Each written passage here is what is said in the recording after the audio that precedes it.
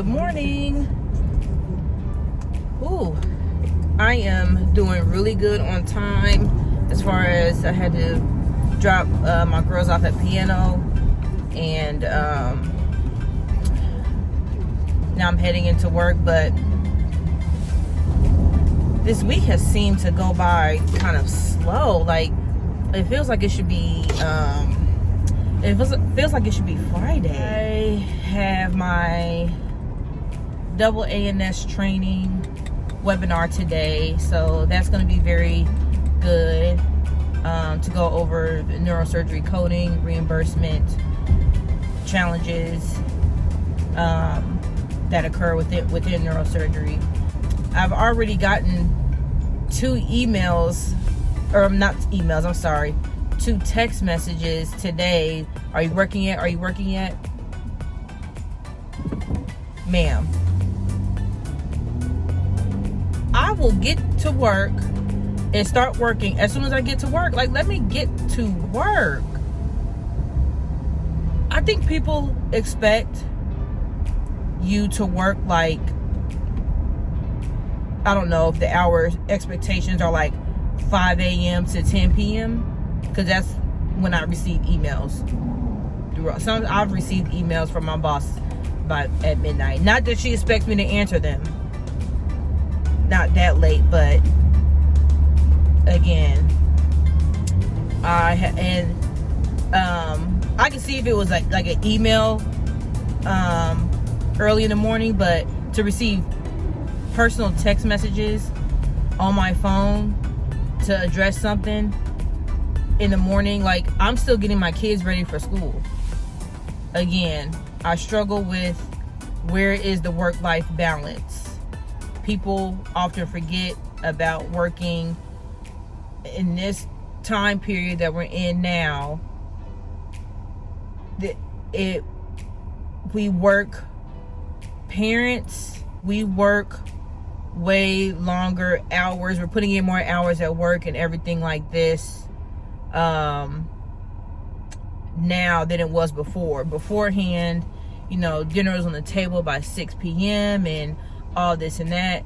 My grandmother makes comments all the time. Like, if I tell her we're eating at 9 o'clock, oh, that's too late to be eating. You don't need to be eating all that late.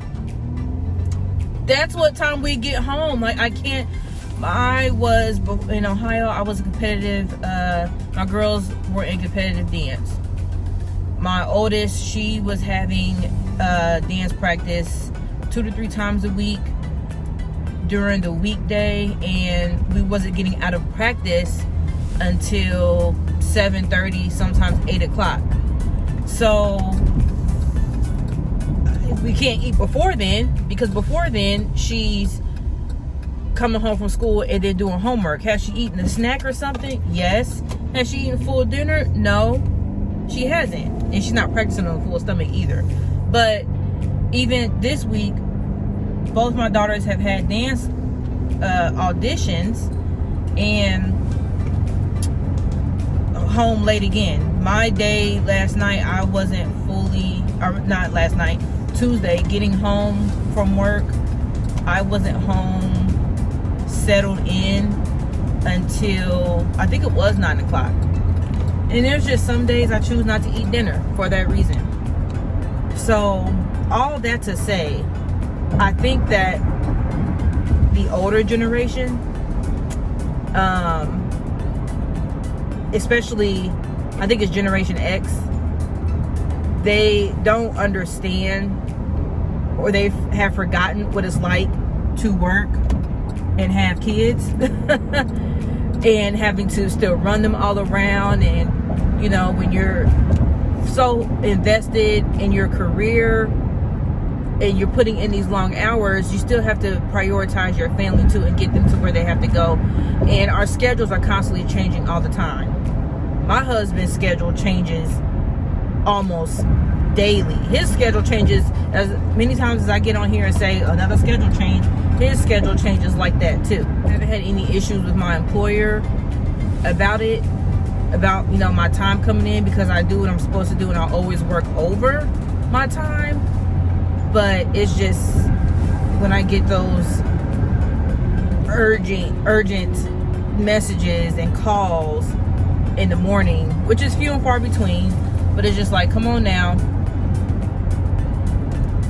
come on. So I do have 2 pressing issues I need to handle as soon as I get in to work. Probably won't even set my stuff down and put it up in the refrigerator and everything before I get those taken care of. I will say I was really productive this morning because I packed my lunch, was able to grab my coffee creamer, my coffee cup. I brought salad, all my salad toppings, dressing, found my lunch bag, packed it all in there. I didn't know how I was going to throw it all together, throw all the stuff. I bought one of those salad mix bags that's about like $3 from the store. Well, they were like 2 for $7, so they done went up on the prices. Entering a traffic jam per usual.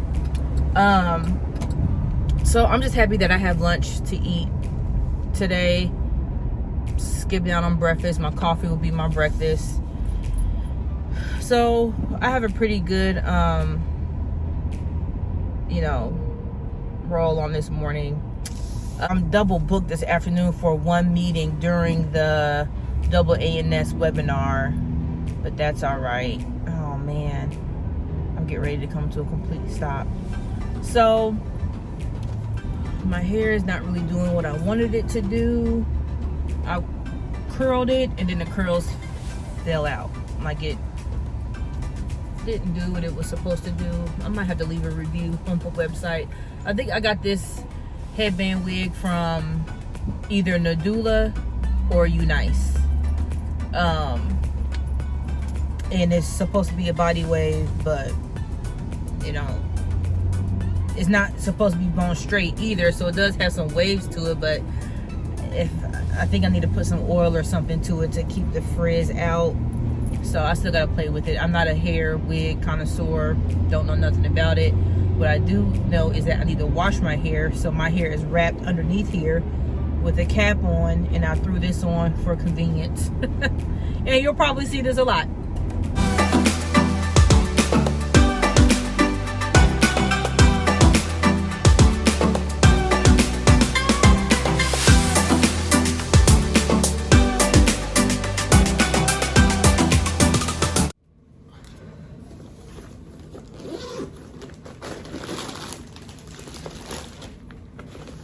Today I've been really just in training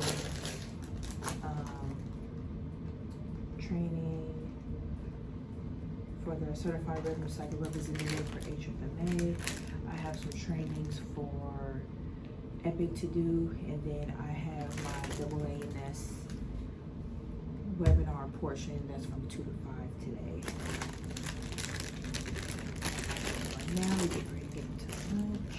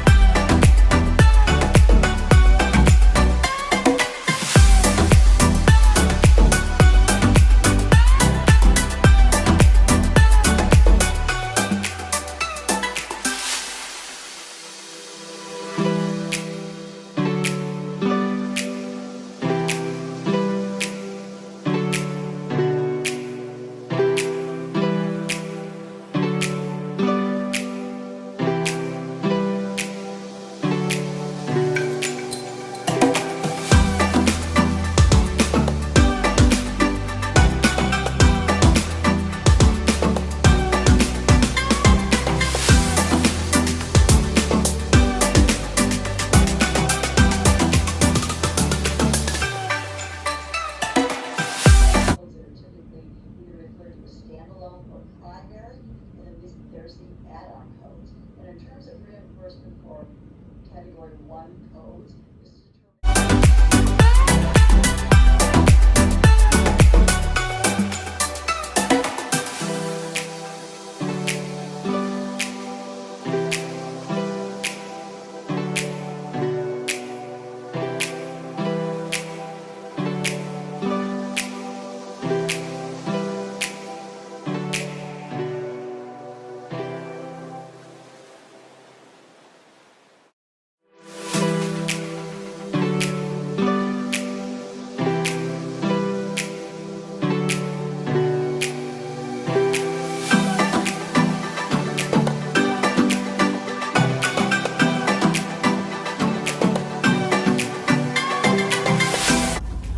Whew. I'm so out of breath. Ain't no rolling down the windows because it's nice outside today. Right now my car is reading 99.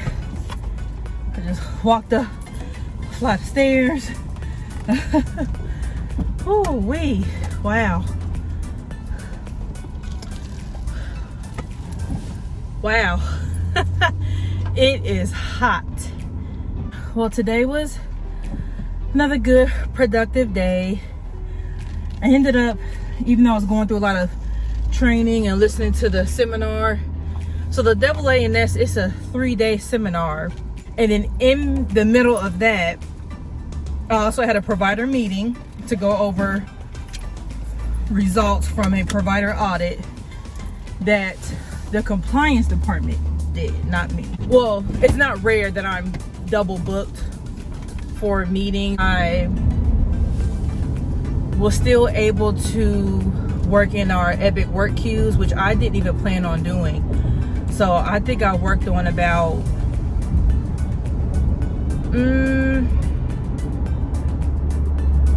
close to 100 accounts, I think. And they're all quick fixes, but my work queue day is usually on Fridays. So I was able to get that out the way, because tomorrow actually the seminar that's continuing on is from 9 to 5, and I really do want to make sure I'm paying attention to that. Plus I'm getting CEU credit, so the more coding knowledge that I have, even though it's not required for my role, but being able to talk the language and understand the language alongside the surgical coders will be really helpful. I started off as a diagnostic coder. At the time, I did not have to have my RHIT, but I was in school finishing up my 2-year degree. So they went ahead and hired me. I passed the coding test with no issues. But I hadn't gotten my RHIT yet, so I had to drop down to an ER charger. And then once I received my RHIT credential, I continued to do ER charging. I did try to move up and become an outpatient coder, and I did fail the test. There was a 10-question coding test, and I failed it. I don't remember. Well, of course, I wouldn't remember what kind of questions they were, but remember, this is back when it was ICD-9. So, because this was back in 2012.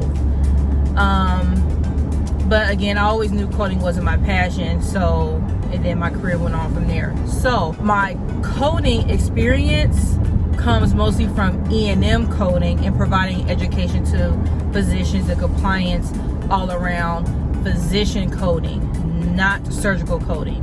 And they knew that when I was in this role. So a lot of people in my role, they have their CPC, and that's through AAPC. I don't have that. I don't have any interest in getting my CPC.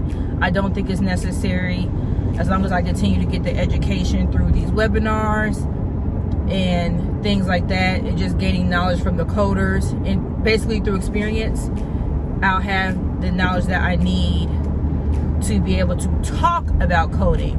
Now, I'm not going to sit here and say I'll be able to code, although I can, but like I wouldn't be able to jump into the role of a surgical coder and meet productivity standards and all of that. neurosurgery is one of the hardest and most complex fields to code in, because they're so complex. So and oftentimes they work with other surgeons, so they may do cases with ENT or general surgery. You have to know how to code those cases out. So, and neurosurgery covers the entire body. This webinar or seminar will be really helpful.